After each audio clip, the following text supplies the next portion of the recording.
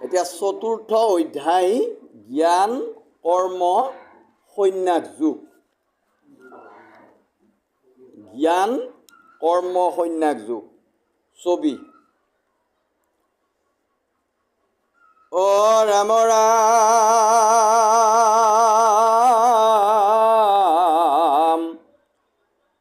স্বধৰ্মত থাকি নৰে ফল এৰি নিৰন্তৰে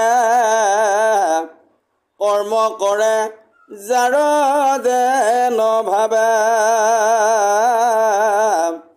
কৰ্মত উপজে জ্ঞান জ্ঞানে মুখ্য সাধিবেক তৃতীয়ত কহিলা মাধৱে। এতিয়া নৰবিলাকে অৰ্থাৎ আমি মানৱবিলাকে স্বধৰ্মত থাকি নৰে ফলৰ নিৰন্তৰ। এতিয়া স্বধৰ্ম আমি পোনপটীয়াকৈ কওঁ যে পৰম্পৰা ৰীতিমতে আমাৰ পিতৃ পিতামহৰ পৰা যিটো চলি আহিছে সেইটোক আমি পৰম্পৰা বুলি মানি আছোঁ আৰু সেইটোৱে আমাৰ স্বধৰ্ম বুলি আমি ধৰি আছোঁ। কিন্তু নহয়, শাস্ত্ৰৰ স্বধৰ্ম কৃষ্ণই পৰমাত্মাৰূপী কৃষ্ণই জীৱাত্মাৰূপী অৰ্জুনক যেতিয়া দেহতত্বৰ জ্ঞান দি আছিল, কুৰু মানে কৰা ক্ষেত্ৰ মানে ঠাই, অৰ্থাৎ আমি এই জন্মৰ পৰা মৃত্যুলৈকে যিমান আমি কৰ্ম কৰিছোঁ এই কৰা ঠাইখন হৈছে আমাৰ এই একাদশ ইন্দ্ৰিয়যুক্ত এই শৰীৰটো। এই শৰীৰটোৰ যেতিয়া জীৱৰ বাসনা কৰ্মবন্ধ এই সমস্ত অন্তৰ্ভুক্ত কৰি যেতিয়া পৰমাত্মাৰূপী কৃষ্ণই জীৱাত্মাৰূপী অৰ্জুনক জ্ঞান দিছিল, দেহধাৰী জীৱক যেতিয়া জ্ঞান দিছিল তেতিয়া কৈছিল, এৰা অৰ্জুন স্বধৰ্মত থাকি নৰে। স্বধৰ্ম কাক বুলি কৈছে? যে আপোন গুৰু, নিজ গুৰু আৰু পৰম গুৰু, এই তিনিজন গুৰুক আশ্ৰয় কৰি লৈ হৃদয়ংগম কৰি লৈ যি জীৱই অৰ্থাৎ যি নৰে প্ৰতি সন্ধ্যা তেওঁলোকৰ নামত নাম কীৰ্তন কৰি আনন্দ উপভোগ কৰিব পাৰে সেইজনকহে স্বধৰ্ম বুলি কৈছে। স্বধৰ্ম পালনকাৰী সেইজন। গতিকে এইজনে এই স্বধৰ্ম পালনকাৰীজনে যিজন নৰ হয় তেওঁ ফল এৰি নিৰন্তৰে, অৰ্থাৎ তেওঁ কোনো ফল বাঞ্ছা সংকল্প নকৰে, কৰ্ম কৰে যাৰ যেন ভাবে। গতিকে ভাৱ অনুযায়ী মনে যি ধৰণে কৈছে সেইমতে তেওঁ কৰ্ম কৰি যায়, কৰ্মত উপজে। তেতিয়া তেওঁ কৰ্ম কৰি যায় থাকোঁতে সেই কৰ্মত তেওঁৰ জ্ঞান উপজে। জ্ঞানে মুখ্য সাধিবেক তৃতীয়ত কহিলা মাধৱে। গতিকে জ্ঞান অৰ্থাৎ তেওঁ আত্মস্বৰূপ সম্বন্ধে অৱগত হয় যে তেওঁ নিজৰ এই শৰীৰটো তেওঁ নিজে হয়নে নে পৰাধীন, এইটো অৰ্থাৎ তেওঁৰ শৰীৰ তত্ত্বৰ জ্ঞান জীৱ আৰু জীৱাত্মা আৰু দেহ এই বিষয়ে তেওঁ পৃথকে পৃথকে যেতিয়া জ্ঞান পাব তেতিয়া সেইজনক জ্ঞানী লোক বুলি কৈছে। গতিকে তেওঁ এনেধৰণে সংকল্পবিহীনভাৱে যেতিয়া কৰ্ম কৰিব তেতিয়া তেওঁ জ্ঞান উপজিব, দেহৰ কথা জানিব, আৰু যেতিয়া সেই জ্ঞানটো হ'ব তেতিয়া এটা সময়ত তেওঁ মুখ্য নিশ্চয় অনায়াসে সাধন হ'ব। আৰু এই তৃতীয় অধ্যায়ত কৃষ্ণই অৰ্জুনক এইখিনিকে ক'লে, এই কৃষ্ণ পদ কমলত তাতে মধু আছে যত পান কৰৈ ভকত ভ্ৰমৰে মধুপানে হুয়া মত্ৰ এৰিলে কান যত মুখ্য যে কটাক্ষণ কৰে। এইজনা প্ৰাণবন্ধু মাধৱ অৰ্থাৎ কৃষ্ণৰ চৰণ পদ্মত যিমানবিলাক অমৃত আছে তেওঁৰ নাম গুণৰ শুনি থাকোঁতে যি একান্ত ভকত হয়, এইজনা আগৰ স্বধৰ্মত থকা সেইজন নৰৰ বা ভকতৰ এনেদৰে কৃষ্ণৰ নাম গুণ শুনি থাকোঁতে তেওঁ যেন অমৃতহে পান কৰি আছে। পান কৰৈ ভকত ভ্ৰমৰে, সেইজন ভকতক মানে ভ্ৰমৰা অৰ্থাৎ মৌৰ লগত তুলনা কৰিছে। আৰু এই ঈশ্বৰ নামৰ এই যি অমৃত পান কৰি তেওঁ নিজৰ শৰীৰৰ কথা গম নাপায়, তেওঁ মত্ত হৈ পৰে আৰু তেতিয়া অন্য চিন্তা তেওঁৰ মনত নাই। মুখ্যক যে কথা তেতিয়া তেওঁ মুখ্য যে পাব এইটোতো নিশ্চিত, তথাপিও কিন্তু মুখ্যটো তেওঁৰ আসক্তি নাই। কেৱল আসক্তি তেওঁ কৃষ্ণৰ গুণনাম শ্ৰৱণ কৰা, কীৰ্তন কৰা, শুনি থকা, এইখিনিতে আসক্তি। অ কৃষ্ণ পদে বাৰম্বাৰ কৌটি মূৰ নমস্কাৰ কৃপা নাচা ৰিবা নাৰায়ণ মই পাপী দুষ্টমতি নজানো ভকতি স্তুতি পদছত্ৰে লৈলো শৰণ। সেই প্ৰাণবন্ধু মাধৱ অৰ্থাৎ অন্তৰ্যামী পুৰুষ আত্মাৰূপী হৰিৰ চৰণ কমলত বাৰম্বাৰ কোটি কোটি বাৰ নমস্কাৰ। হে প্ৰভু, তুমি মোক যেন এৰি নোযোৱা। মই মহাদুষ্ট মনৰ লোক, মই মহাপাপী, তোমাৰ ভকতি স্তুতি মই একোৱেই নাজানো। তথাপিতো হে প্ৰভু, মই তোমাৰ পদৰ অৰ্থাৎ চৰণ ছায়াত শৰণ ল'লোঁ, আশ্ৰয় গ্ৰহণ কৰিছোঁ। তথাপি তুমি, মই জানোৱে বা নাজানোৱে, তথাপি তুমি মোক কেতিয়াও এৰি নাযাবা। হে ৰাম কৃষ্ণে বোলে ধনঞ্জয়, শুনা পূৰ্ব কথা ছয়, পূৰ্বত কহিলোঁ আদিত্যত, আদিত্যে শুনিয়া মত এই যুগ সাংখ্য তত্ত্ব, বিৱৰিয়া কহিলা পুত্ৰত। এৰা অৰ্জুন, মই সেই পূৰ্বৰ যিমানবিলাক আৰম্ভণিৰ যি কথা, এইবিলাক মই প্ৰথমে সূৰ্য দেৱতাৰ আগত কৈছিলোঁ। আৰু সূৰ্যই এই কথাবিলাক, মোৰ যিবিলাক মত, এই মতবিলাক তেওঁ হৃদয়ংগম কৰি লৈ সাংখ্য তত্ত্ব, অৰ্থাৎ সাংখ্য মানে হৈছে যি জ্ঞানৰ দ্বাৰা বা যি ভক্তিৰ দ্বাৰা পোনপটীয়াভাৱে কৃষ্ণক লাভ কৰিব পাৰি বা কৃষ্ণ তত্ত্ব জানিব পাৰি, এইটোৱে সাংখ্য। সেইকাৰণে গীতাৰ দ্বিতীয় অধ্যায়ত সাংখ্য যুগ, সাংখ্য মানে অৰ্থাৎ পোনপটীয়াভাৱে এই জগতৰ শ্ৰেষ্ঠ অন্তৰ্যামী পুৰুষ আত্মাৰূপী হৰিক যি ভকতিৰ দ্বাৰা বা যি জ্ঞানৰ দ্বাৰা তেওঁক পোনপটীয়াকৈ জানিব পাৰি, জ্ঞান লাভ কৰিব পাৰি, সেইটোক সাংখ্য যুগ বুলি কৈছে। সাংখ্য অৰ্থাৎ ঈশ্বৰ, একাষাৰত ক'ব লাগিলে ঈশ্বৰৰ লগত যুগ। আৰু তেতিয়া কৈছে, যেতিয়া আদিত্যে শুনিয়া মত এই যুগ সাংখ্য তত্ত্ব, বিৱৰিয়া কহিলা পুত্ৰত। আৰু তেতিয়া সূৰ্যৰ পুত্ৰক ক'লে, আৰু আদিত্যতনয় যাৰ নাম শ্ৰাদ্ধদেৱ, আদিত্যতনয় পুনৰ নামে শ্ৰাদ্ধদেৱ মনু, শুদ্ধমতি মহন্ত উদাৰ, পাছে ৰাজ্যে কৰি ভোগ পুত্ৰক দিলন্ত যুগ, বৈষ্ণৱ ইক্ষাকু নাম যাৰ। গতিকে এটা সময়ত শ্ৰাদ্ধদেৱ মনুই তেওঁ পিতৃৰ এই জ্ঞানৰ কথা জানি সুকলমে ৰাজ্য ভোগ কৰি এটা সময়ত তেওঁৰ পুত্ৰ ইক্ষাকু, যাৰ নাম শ্ৰাদ্ধদেৱ মনুৰ ল'ৰা ইক্ষাকু, গতিকে পৰম বৈষ্ণৱ, হৰিত বৈষ্ণৱ তেওঁ, গতিকে তেওঁক দিলে এই জ্ঞানখিনি। আৰু তেতিয়া ইক্ষাকুই শুনি তাৰ পুত্ৰ শুদ্ধমতি বিদেশ ৰাজ্যৰ পতি, নিমি বুলি খ্যাত সৰ্বলোক, হৰিপদ ধৰি মনে ৰাজ্য এৰি গৈলা বনা, তেহে ৰাজ্য দিলন্ত পুত্ৰক।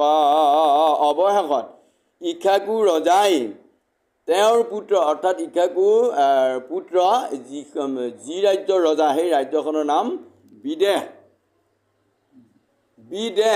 য'ত দেহ নাই, দেহমুক্ত য'ত, দেহ মানে দেহা, আৰু বিদেশ মানে য'ত আৰু দেহা নাই, দেহমুক্ত য'ত, ত'তহে দিলে।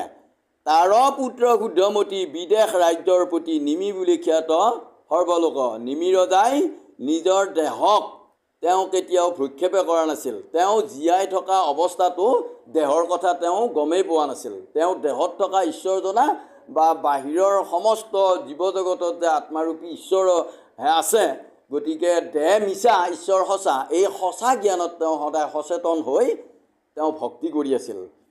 আৰু তেওঁৰ নাম আছিল নিমি। সকলোৱে জানিছিল হৰিপদ ধৰি মনে ৰাজ্য এৰি গৈলা বনে তেহে ৰাজ্য দিলন্ত পুত্ৰক। আৰু তেওঁ এটা সময়ত ৰাজ্য পৰি থাকি তেওঁৰ নিজৰ পুতেকসকলক ৰাজ্য দি থৈ তেওঁ এদিন গুচি গ'ল। পাছে মহা ঋষিগণে প্ৰৱৰ্তাৱে অন্য এহিমতে কত কাল গৈলা কলি বইলা উপগতি মনুষ্যৰ অল্পমতি কালে যুগ কোনো নষ্ট ভৈলা।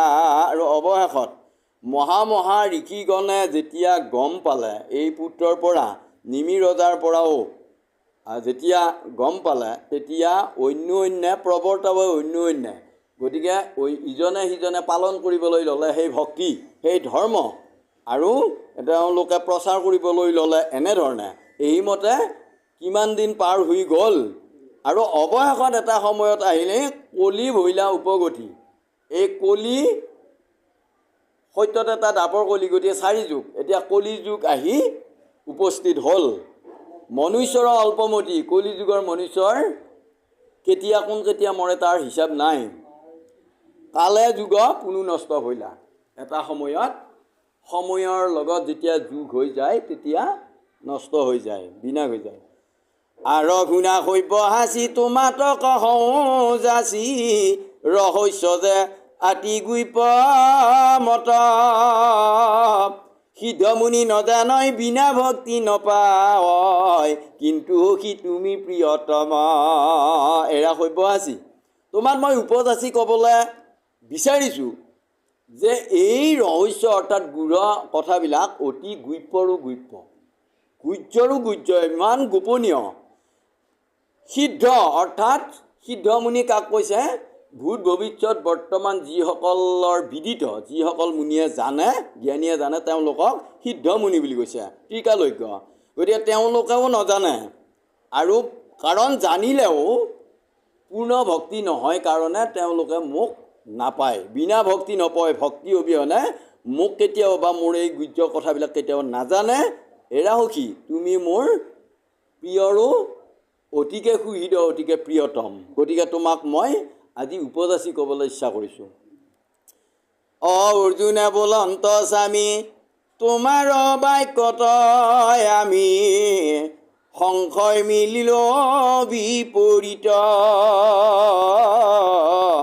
গৰুচাৰী বৃন্দাবনে গোৱালীৰ পিলাস্তন জন্ম লোভী বাহাদৈব কীট। এতিয়া লাহেকৈ অৰ্জুনে কৈছে, হে প্ৰাণস্বামী কৃষ্ণ, প্ৰাণ বান্ধৱ, তোমাৰ এই যিবিলাক বুজিব নোৱাৰা কথা এইবিলাক মোৰ অলপ আচৰিত লাগিছে। তুমি বৃন্দাবনত গৰুচাৰী গোৱাল ৰূপ হৈ আছিলা আৰু সেই গোৱাল হৈ থাকোঁতে তুমি গোৱালী অৰ্থাৎ যশোদাৰ স্তনপান কৰি আছিলা, কিন্তু জন্ম লৈছিলা তুমি সেই কাৰাগাৰৰ ভিতৰত দৈৱকীতাত। গতিকে তোমাৰ এই যিবিলাক কাৰ্য এইবিলাকৰ মই একো মাহাত্ম্যই বুজি নাপাওঁ এইবুলি ক'লে।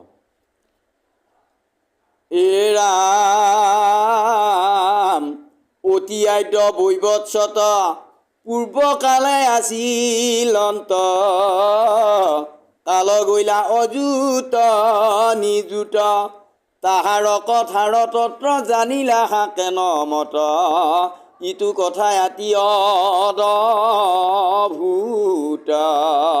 অতি আদ্য বৈবৎসত, আদিৰো আদি, য'ত উৎপত্তি একেবাৰে গুৰি, গতিকে অতি আদ্য বৈবৎসত, বৈবৎসত মানে বৰ্তমান সময়ৰ মনু, গতিকে বৰ্তমান সময়ৰ মনু, বৰ্তমান সময়, গতিকে এই বৰ্তমানৰ যিটো মন বা যিটো ভাৱ জীৱ এইটো অতি আদ্যৰ পৰা আছিল, পূৰ্বকাল আছিল অন্ত, গতিকে আৰম্ভণিৰ পৰা এইটো আছিল। কাল গ'লে অযুত নিযুত, এনেদৰেতো অযুত নিযুত বছৰ বাগৰি গ'ল।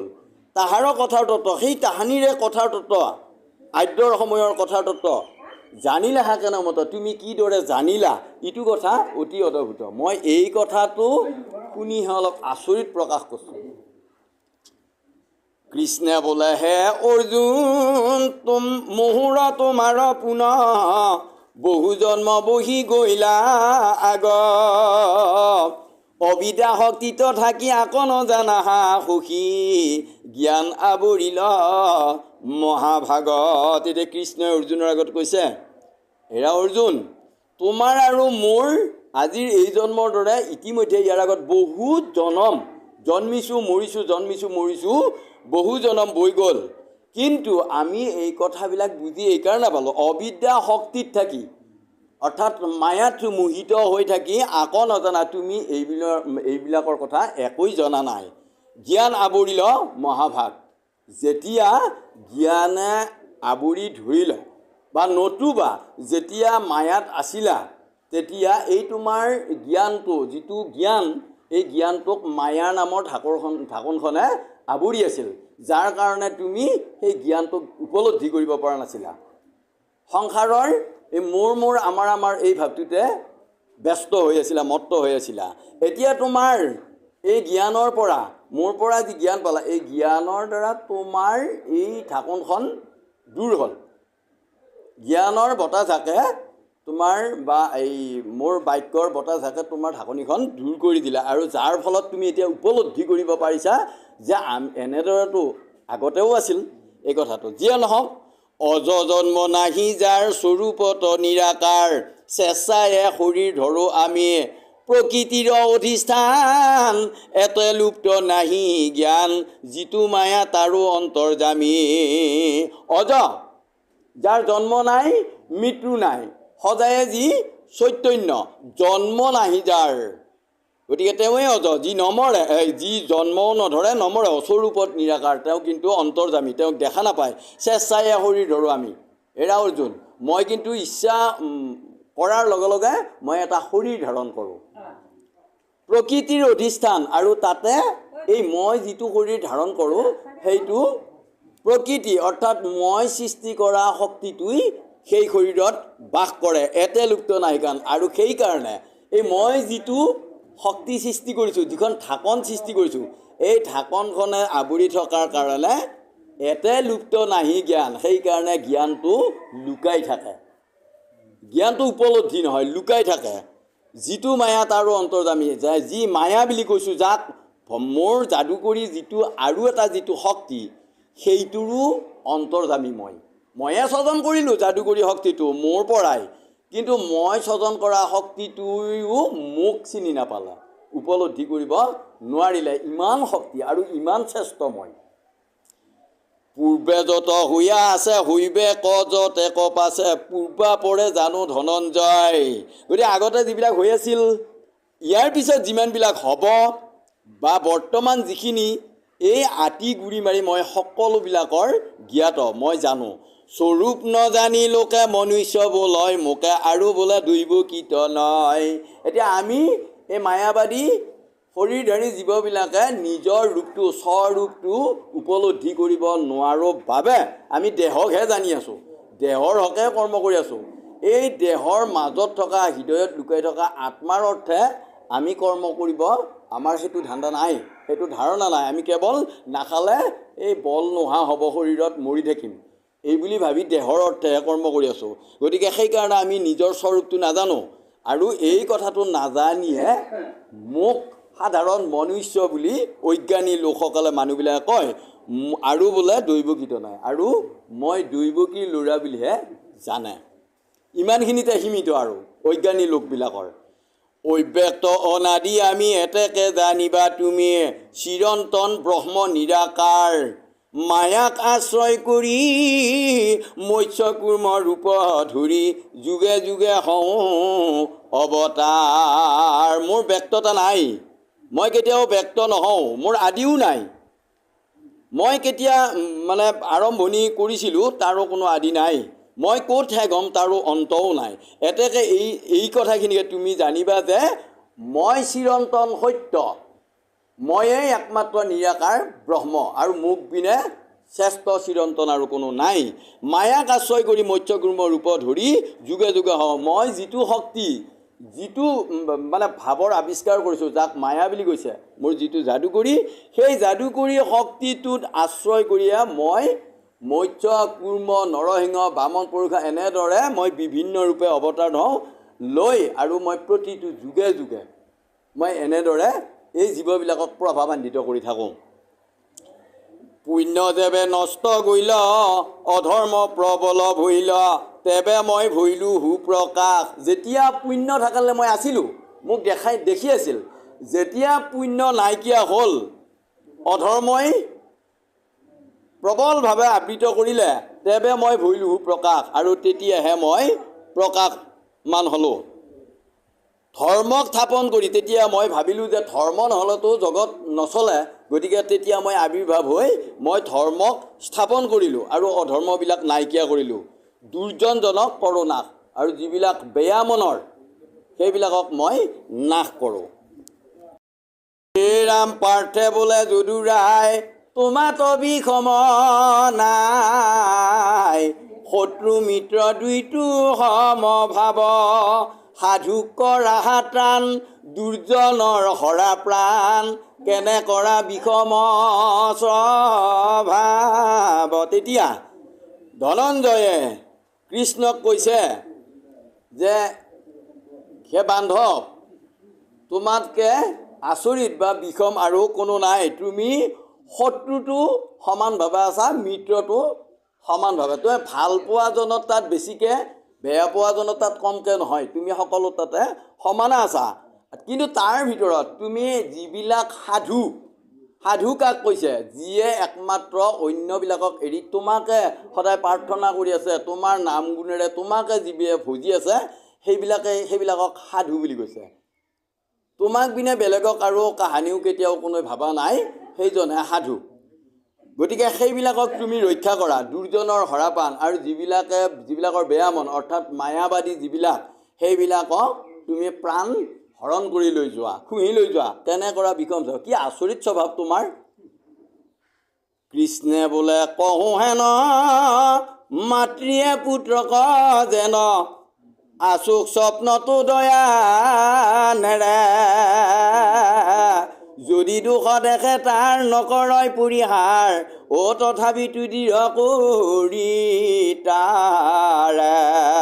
এতিয়া কৃষ্ণ অৰ্জুনক কৈছে, হেৰা অৰ্জুন, মাতৃবিলাকে নিজৰ পুত্ৰক বাহিৰত সাৰে থকা সময়খিনিত মৰম কৰাটোতো বাদে, আনকি সপোনতো পুত্ৰক টোপনিতে খেপিয়াই চাই আছেনে নাই, ইমান মৰম, ইমান স্নেহ। গতিকে যদিও পুত্ৰৰ কিবা কাৰণত কোনোবাই কৈছে যে আপোনাৰ ল'ৰাই এনেকুৱা বেয়া কাম কৰিছে, যদিও কিবা কাৰণত পুত্ৰৰ দোষো দেখা পাইছে, নকৰয় পৰিহাৰ, তথাপিতো কিন্তু পুত্ৰক কেতিয়াও দায় দিব নোখোজে।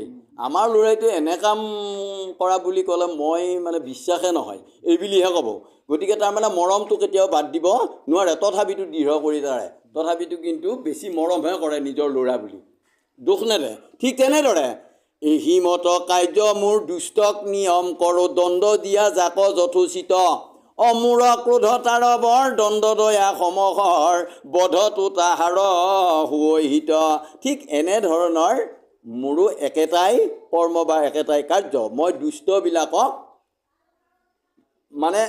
নিয়ম কৰোঁ, অৰ্থাৎ পালন কৰোঁ, বা যাক যি ধৰণে শাস্তি দিব লাগে সেই ধৰণে তেওঁ মোৰ তালিকাত যি ধৰণৰ তেওঁ দণ্ড পায়, যি ধৰণৰ নিয়ম পায়, সেই নিয়ম মতেহে মই তেওঁক পালন কৰি থাকোঁ। দণ্ড দিয়া যাক যথোচিত, যাক যি ধৰণে দণ্ড দিব লাগে উচিত দণ্ড দিওঁ। মূৰ ক্ৰোধ তাৰ বৰ, দণ্ড দয়া সমহৰ। মূৰ ক্ৰোধ, মোৰ খং, তাৰ বৰ, তাৰ শ্ৰেষ্ঠ, দণ্ড দয়া সমহৰ। কিন্তু মই দণ্ড দিওঁ, মই দয়া কৰোঁ, একেয়ে সমান। কাৰণ মই আপোনাক কিবা বেয়া পাইছোঁ, গালি পাৰিছোঁ, এইটো আপোনাৰ কৰ্মটোৰ ওপৰতহে মই গালি পাৰিছোঁ। আপোনাক আকৌ মই মৰম কৰিছোঁ বা ভালকৈ মাতিছোঁ, কিহত? আপোনাৰ কৰ্মটোৰ ওপৰত।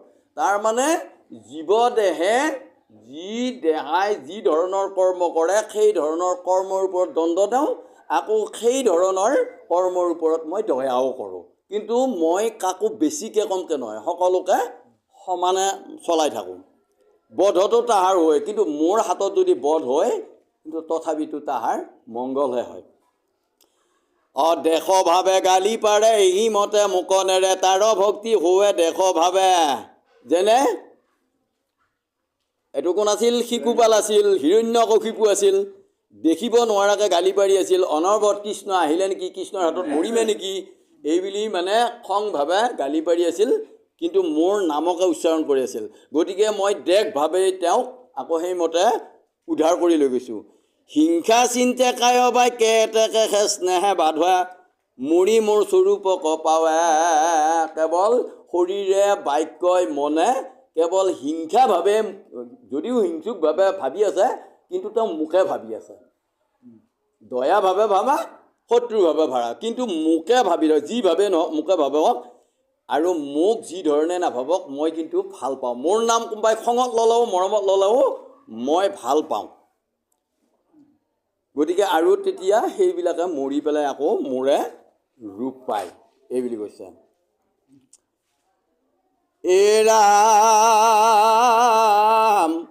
কৃষ্ণদেৱ কল্পতৰু হৃদয়ৰ প্ৰিয় গুৰু, উচ্চ নিচ নাহিকে যাহাৰ, সত্যগুণে সত্য ধৰ্ম সত্য দয়া সমকৰ্ম, সত্য যাৰ হৰি বৈশ্যতাৰ। দেৱতাৰো দেৱ কল্পতৰু সদৃশ সেইজন কৃষ্ণ। স্বৰ্গৰ এনে এজোপা বৃক্ষ, মৰ্ত্যৰ কল্পতৰু সদৃশ, কলগছডালত যি বিচাৰিলেও আমি পাওঁ, ঠিক তেনেদৰে স্বৰ্গৰ কল্পবৃক্ষ বা কল্পতৰু বৃক্ষ এনে এজোপা বৃক্ষ, মানে যিয়ে যিহকে বাঞ্ছা কৰে তাকেই দিব পাৰে। অৰ্থাৎ কৃষ্ণদেৱ কল্পতৰু, সেইজন কল্পতৰু সদৃশ কৃষ্ণ, যিয়ে এই মৰ্ত্যৰ জীৱ দেহধাৰী জীৱবিলাকে যি ধৰণে যিয়ে যি বিচাৰে, কেৱল তেওঁক ভক্তি কৰক, তেওঁক ভাবক, তেওঁৰ ওচৰত বিচাৰক, সেই ধৰণে তেওঁ সকলোকে দি দিব যোগ্য বস্তু। গতিকে সেইকাৰণে তেওঁ কৃষ্ণদেৱ কল্পতৰু, হৃদয়ৰ প্ৰিয় গুৰু, আৰু সেইজন ঈশ্বৰ সকলোৰে হৃদয়ে হৃদয়ে অংশৰূপে আছে, শ্ৰেষ্ঠৰো শ্ৰেষ্ঠ প্ৰিয়ৰো প্ৰিয় গুৰু হিচাপে। উচ্চ নিচ নাহিকে যাহাৰ, যিজনৰ কোনো উচ্চ নিচ ভাৱ নাই। আৰু কৈছে সত্যগুণে সত্য ধৰ্ম, সৎ ৰজতম তিনিটা গুণ, ৰজ তম দুই গুণে নিয়ে বিষয়ক, সত্য গুণে বুদ্ধি বহিলে তৰে সংসাৰক। গতিকে সত্য গুণৰ অধিকাৰী যেতিয়া আপুনি হ'ব, তেতিয়া আপুনি এই সংসাৰৰ পৰা তৰণৰ পথ পাব। ৰজোগুণ তমো গুণময় বৃত্তি, কেৱল আসুৰিক ভাৱ। এই ৰজোগুণময় বেপাৰ বাণিজ্যবিলাক অসুৰৰ দৰে, তমোগুণবিলাক তমোগুণী ভাৱবিলাক অসুৰৰ দৰে। খং উঠিলে আপুনি কাকো চিনি নাপায়।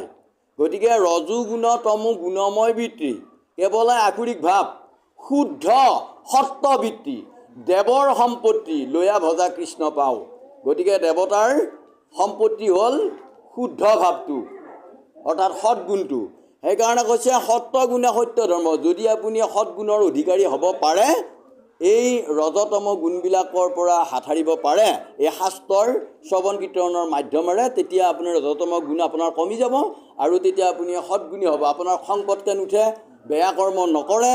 গতিকে এনেধৰণৰ হ'ব। সত্য দয়া সমসৰ, তেতিয়া আপুনি সত্য পথলৈ আহিব পাৰে। সকলোকে সমান বুলি, সমসৰ মানে সমান, সকলোকে একে ঈশ্বৰ একে জীৱ, এনে ভাৱ আপোনাৰ মনত আহিব। আৰু তেতিয়া সত্য যাৰ, যেতিয়া আপুনি সত্যত প্ৰৱৰ্তিব, তেতিয়া হৰি আপোনাৰ এনেয়ে বৈশ্য হ'ব, হৰি আপোনাৰ এনেয়ে বৈশ্য হ'ব। ৰাম গুণময় পৰিহৰি নিৰ্গুণ ভকতি ধৰি, সুখে হোৱা সংসাৰৰ পাৰ, কহ ঐ গোবিন্দ মিছে চৰণৰ অৰবিন্দে, কৃষ্ণ পদে কোটি নমস্কাৰ। এই গুণময়, আপুনি অনবৰত এই গুণত থাকি, কিন্তু এটা কথা ঠিক, চৈতন্যময়ী এই দেহধাৰী জীৱই কেতিয়াও গুণৰ পৰা হাত সাৰিব নোৱাৰে। কিন্তু ৰজতম মানে চেষ্টাৰ বলত ৰজতমো দুই গুণ কমিব, সৎগুণটো বৃদ্ধি পাব পাৰে, কিন্তু নিৰ্গুণ কেতিয়াও হ'ব নোৱাৰে। গতিকে শাস্ত্ৰই কৈছে, ঈশ্বৰ কৃষ্ণই অৰ্জুনৰ আগত কৈছে, হেৰা অৰ্জুন, এই গুণময় যিবিলাক বৃত্তি, যি ভাৱ, এইবিলাক বাদ দি নিৰ্গুণ ভকতি ধৰি য'ত তাৰমানে একোৱেই নাই, আপুনি দেহকো গম পোৱা নাই, এনেধৰণৰ ভকতি ধৰি সুখে হোৱা সংসাৰত, তেতিয়া সংসাৰৰ পাৰ হ'ব পাৰি। সংসাৰ মানে জন্ম মৃত্যুৰ যিটো চক্ৰ, আমি জন্মিলোঁ এটা দেহ পালোঁ, আকৌ এনেকৈ থাকিলে এদিন বেমাৰ হওক বা বৃদ্ধ হৈ এদিন নাইকিয়া হ'ম, মৰি যাম, আকৌ কিন্তু জন্ম ল'ম।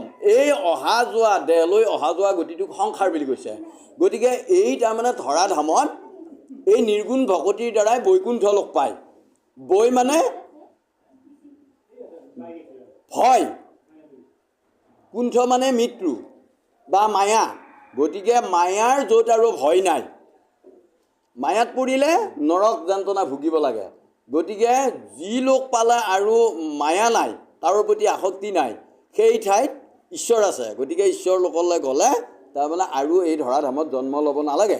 কিন্তু আমি ঈশ্বৰত ভকতি কৰিলে যদিও জন্ম পাওঁ, ঈশ্বৰৰ কৃপাত মৰিলে জন্মে, জন্মিলে মৰে। কিন্তু ঈশ্বৰত যদি ভকতি কৰি পেলাইও মৰি যাব পাৰোঁ, তেনেহ'লে কিছুদিন জীৱই স্বৰ্গ পালে আকৌ যদিও মৰ্ত্যলৈ আহে, ধৰালে দেহলৈ আহে, তথাপিও কিন্তু ঈশ্বৰ ভকতিটো থাকিব। আৰু এই কথাখিনিকে গোবিন্দ মিশ্ৰই কৈছে, চৰণৰ অৰবিন্দ কহৈ গোবিন্দ মিশ্ৰে চৰণৰ অৰবিন্দ। গতিকে অৰবিন্দ মানে কৃষ্ণৰ চৰণৰ ৰঙা পদুম সদৃশ যিখন চৰণ। গতিকে অৰবিন্দ মানে ৰঙা পদুম। গতিকে কৃষ্ণ পদে কোটি নমস্কাৰ। সেই ৰঙা ৰাঙলী চৰণ দুখনিত কোটি কোটিবাৰ নমস্কাৰ।